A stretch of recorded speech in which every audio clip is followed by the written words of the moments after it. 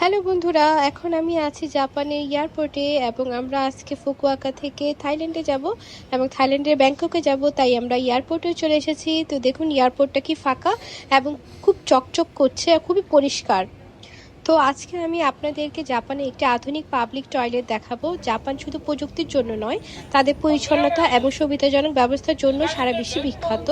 তাই দেখুন, এই যে এখানে সিস্টেমটা দেখুন, এখানে একদম ম্যাপ করে দেয়া আছে যে জেন্টস টয়লেট কোন পাশে এবং লেডিস টয়লেট কোন পাশে।